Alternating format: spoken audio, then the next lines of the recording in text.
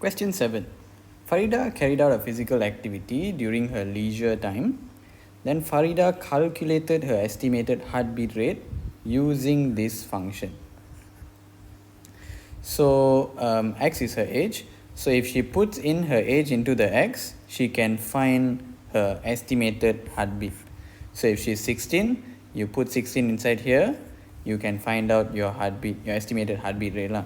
If you're 100, you put your 100 inside here, you can find your estimated heartbeat. Okay, let's look at A. Determine the inverse function of this function. So you want to find f inverse x. The first step is always let the question, in this case f inverse x, equals to y. Okay, so if f inverse x equals to y, fy will equal to x. If fx is this, okay, if fx is this minus x, fy will be this minus y. So 17 over 20, 220 minus y equals to x. Now, if you want to find f inverse x, you need to find y. So we need to make y the subject here. So 17 over 20, we bring it over that side, it will become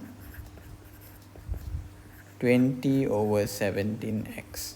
Okay, you have to inverse it, because divide lah. Then negative y is 20 over 17x minus 220. Therefore, y will become 220 minus 20 over 17x. Okay, for those wondering how I got here, this is negative. So if you move the negative over that side, this will become negative and this will become positive. Then I rearranged it lah. Positive 220, negative 20 over 17. Okay, so then we can rewrite this as f inverse x. So this will be our answer. Okay, and then let's look at B. If Farida's age is 16, determine her estimated heartbeat. So we must find f16. 17 over 20 times 220 minus 16. So this is just tekan your calculator lah.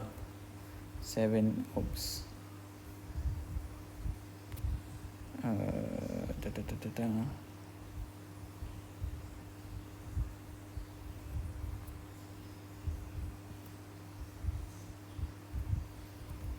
Okay, 17 over 20 minus, times 220 minus 16.